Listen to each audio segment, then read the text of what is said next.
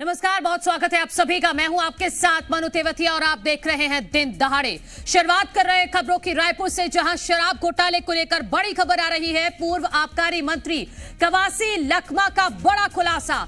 AP Tripathi को बताया घोटाले का मास्टरमाइंड।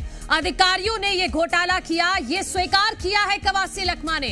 अनपढ़ होने की वजह से मुझे अंधेरे में रखा गया, मुझे घोटाले के बारे में कोई जानकारी नहीं है। कवासी लखमा का ये बहुत बड़ा बयान आया है शराब घोटाले को लेकर। पूर्व आबकारी मंत्री ये मान रहे हैं कि घोटाला तो हुआ है, लेकिन उन्होंने नहीं किया, अधिकारियों ने किया है। उनके अनपढ़ होने का फायदा उठाया गया, इस बात का जिक्र भी कवासी लखमा ने किया है।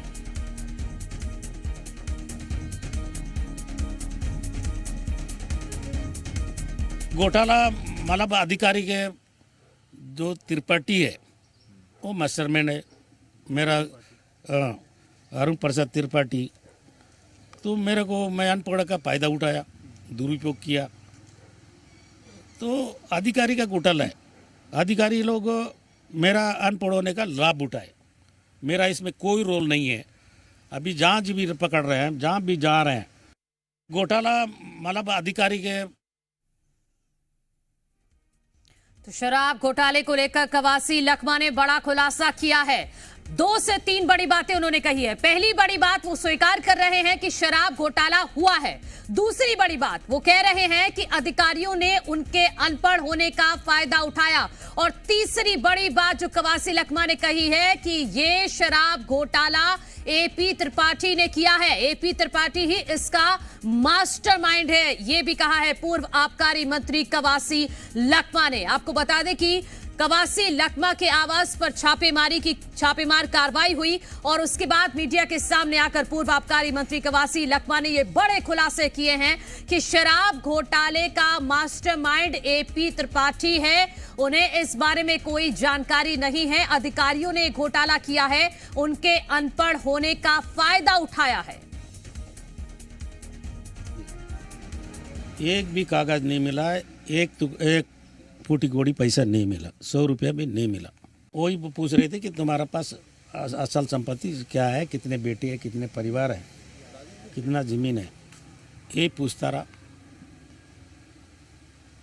तो मैं एक एक जवाब दिया। मेरा पत्नी का बैंक कार्ड मांगा, वो भी एक ही खाता है, ग्रामीण बैंक सुकमा, मेरा भी स्टेट बैंक में है, लेकिन खाता नंबर मेरे को मालूम नहीं। आप लोग सब लोग जानते, पढ़ा लिखा नहीं हूँ।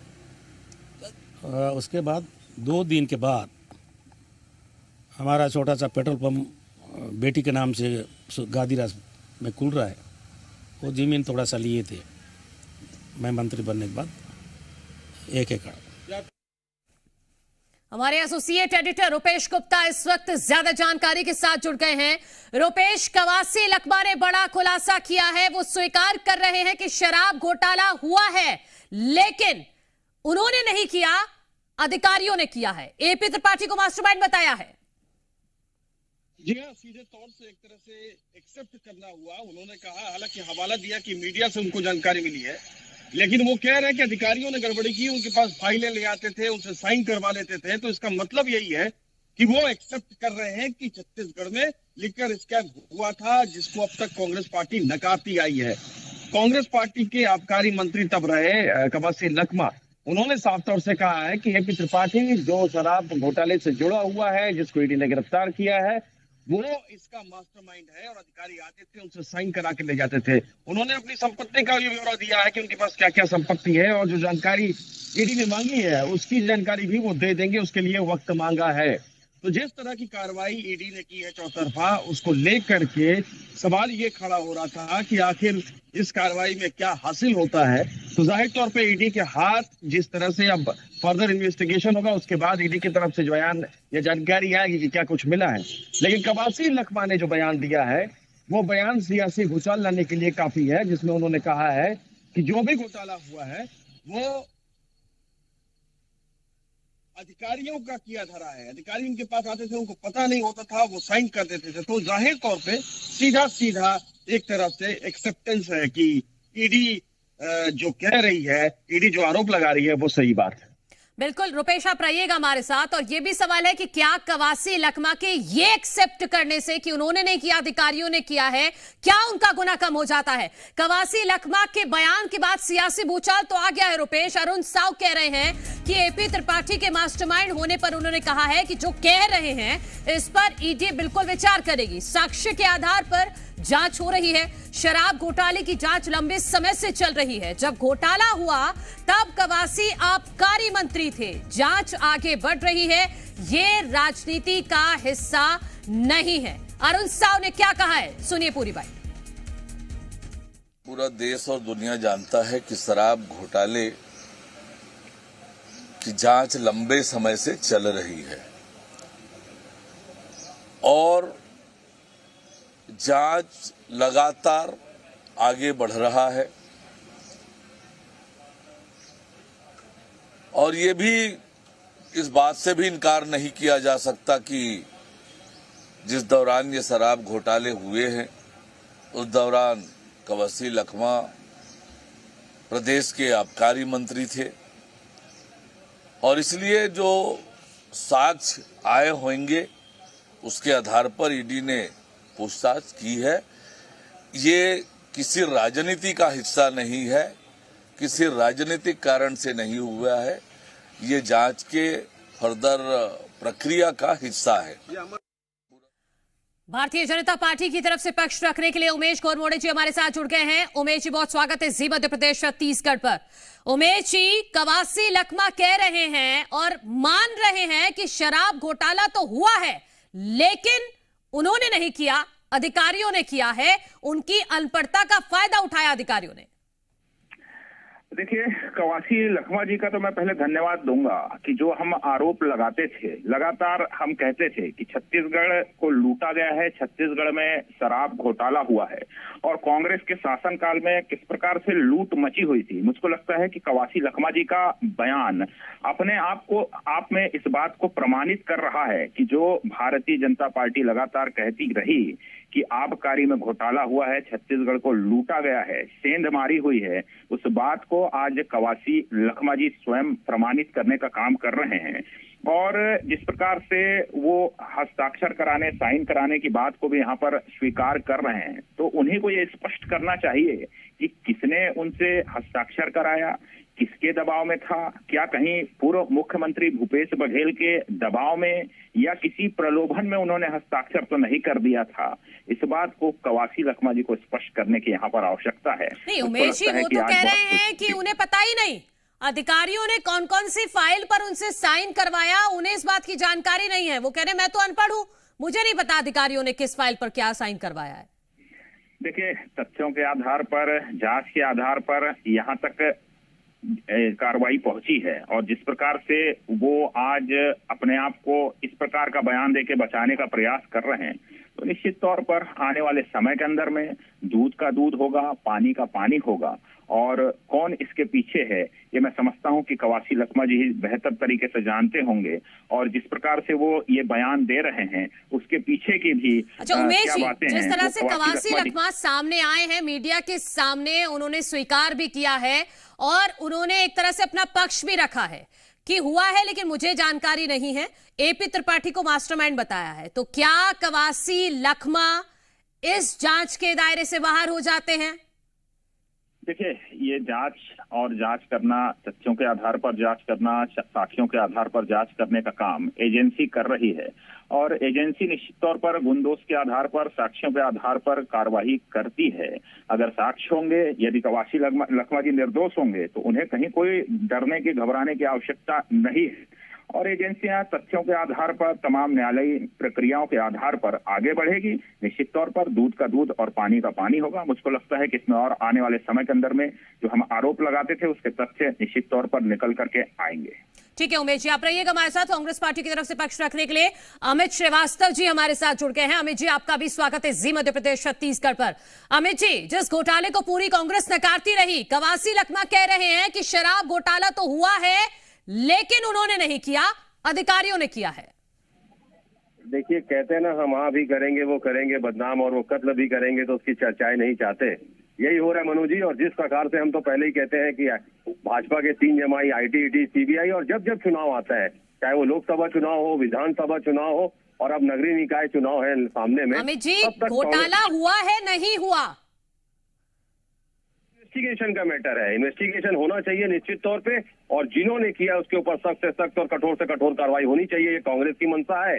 लेकिन एन चुनाव के वक्त टाइमिंग पे मैं प्रश्न उठा रहा हूँ कि जब जब चुनाव आते हैं तब तक भाजपा की एजेंसीज क्यों आके कांग्रेसी नेताओं की इमेज को डेंट करने का प्रयास करती है। अमित जी ये बात है, मैं आपका ये पॉइंट मान रही हूं, मैं इस पर जवाब भी लूंगी। लेकिन अगर कवासी लखमा जो उस वक्त में आबकारी मंत्री थे तत्कालीन, वो कह रहे हैं कि घोटाला तो हुआ है लेकिन उन्होंने नहीं किया।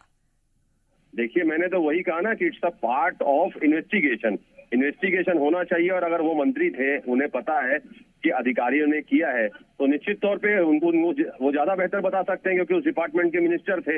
लेकिन मैं फिर आपके माध्यम से कहना चाहता हूं कि इसको दूसरे तरफ मोल्ड करने का भाजपा प्रयास कर रही है। और हम तो कह रहे हैं, अगर किसी ने गलत किया है, किसी अधिकारी ने गलत किया है, उसके ऊपर सख्त से सख्त और कठोर से कठोर कार्रवाई होनी चाहिए। कांग्रेस की मंशा और मांग दोनों है।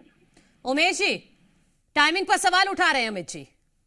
देखिए, टाइमिंग पर तो जवाब दूंगा, लेकिन कार्यवाही की मांग कर रहे हैं। तो क्या कांग्रेस के प्रवक्ता इस बात को स्वीकार कर रहे हैं कि कांग्रेस के शासनकाल के समय में जब कवासी लखमा जी मंत्री थे, जो हम आरोप लगाते थे वो आरोप सही थे और घोटाला हुआ है, गड़बड़ झाला हुआ है? क्या इस बात को वो स्वीकार कर रहे हैं कवासी लखमा जी के पास? और क्या सार्वजनिक रूप से आकर के इस जांच को आगे बढ़ाने की और कड़ी से कड़ी कार्रवाई की केवल मांग कर रहे हैं कि या फिर राजनीति करने का प्रयास कर रहे हैं? एक दूसरा, टाइमिंग पर सवाल उठा रहे हैं। मैं समझता हूं कि कांग्रेस के तमाम नेता पहले भी सरकार में रहे हैं और सबसे लंबे समय तक इस देश के अंदर में कांग्रेस की सरकार रही है। ये जानते हैं कि तमाम जांच एजेंसियां एक प्रक्रिया के तहत गुणदोष के आधार पर, साक्ष्यों के आधार पर, तथ्यों के आधार पर कार्य करती है और जांच करती है। ये निरंतर चलने वाली प्रक्रिया है।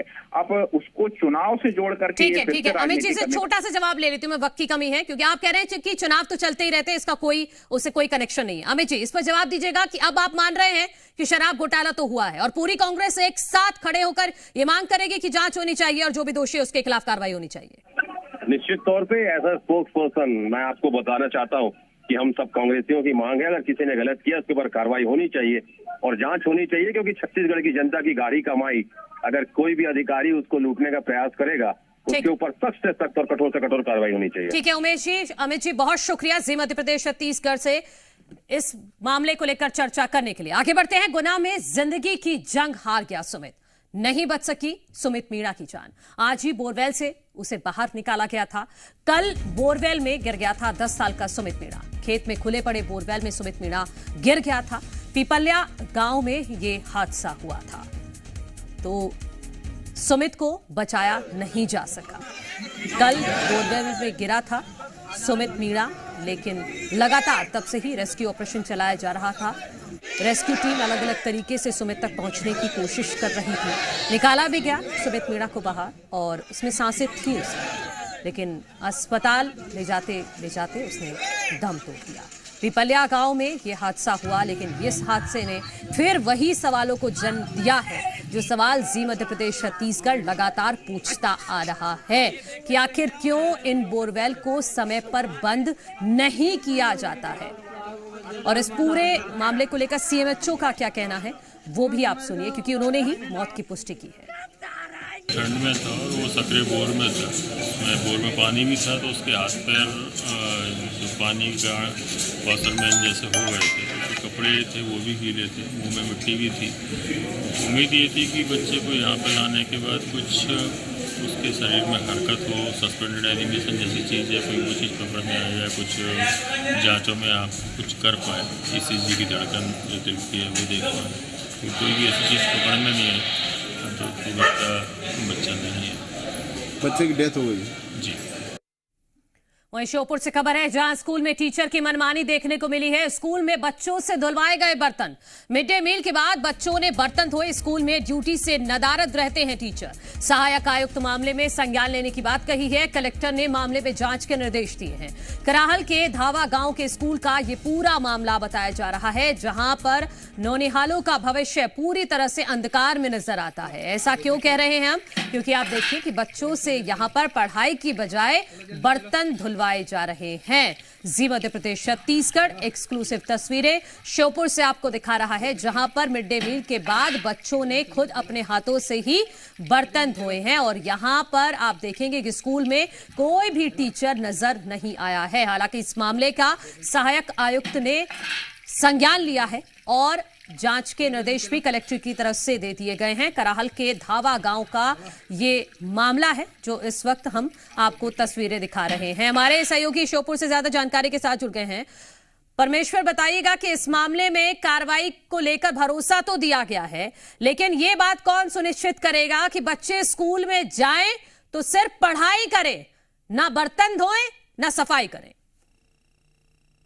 जी बिल्कुल, मैं आपको बता दूं, ये पूरा मामला करहाल ब्लॉक का है, जहाँ पर करहाल ब्लॉक के संकुल, जो गोरस संकुल, उसके अंतर्गत ये ढेला भीमलत जो गांव पड़ता है, उस प्राइमरी स्कूल का ही पूरा मामला है, जहाँ पर बच्चे बर्तन धोते हुए दिखाई दे रहे हैं।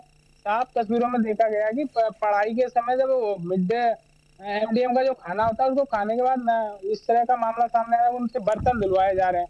क्योंकि बच्चों को पढ़ाई कराने के लिए यहाँ पर स्कूल भेजा जाता है, ना कि बर्तन धोने के लिए।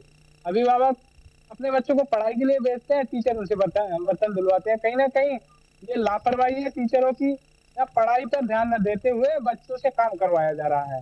इसमें जो सहायक आयुक्त है यहाँ पर LR मीणा, उन्होंने संज्ञान में लिया है इस पूरे मामले को और इस विषय को दिखवाने की बात कही है। अब ये देखने वाली बात होगी किस तरह का पूरा कार्रवाई आगे इसमें की जाएगी। यह पूरा विषय अब जांच का है, जो विभागीय अधिकारी कह रहे हैं। ठीक है परमेश्वर, बहुत शुक्रिया आपका तमाम जानकारी के लिए। रायगढ़ से खबर है, जहां रिहायशी इलाकों में गजराज। 2 गांव में हाथियों ने जमकर उत्पात मचाया है। होरीगुड़ा गांव में 2 घरों को हाथी ने ढहाया। छाता सराई गांव में 4 घरों को नुकसान पहुंचाया है। हाथी के आतंक से गांव वालों में दहशत का माहौल है। लिबरा गांव में धान मंडी में हाथी ने उत्पात मचाया है। धान मंडी का CCTV वीडियो भी सामने आया है। लेलुंगा रेंज के धर्मजयगढ़ वनमंडल की ये पूरी घटना है, जहां पर हाथियों के उत्पात से गांव वाले दहशत में हैं, परेशान हैं, क्योंकि 2 गांव में हाथी ने काफी घरों को नुकसान पहुंचाया है। छाता सराई गांव में 4 घरों को नुकसान पहुंचाया है और उसी हाथी का CCTV फुटेज जी मध्य प्रदेश छत्तीसगढ़ आपको दिखा रहा है। इसी हाथी की वजह से गांव वाले परेशान हैं। लिबरा गांव में भी इसी तरह से इस हाथी ने कई घरों को नुकसान पहुंचाया है। लेलुंगा रेंज के धर्मजयगढ़ वन मंडल की ये घटना है और ये वहीं की तस्वीरें भी जी मध्य प्रदेश छत्तीसगढ़ आपको दिखा रहा है।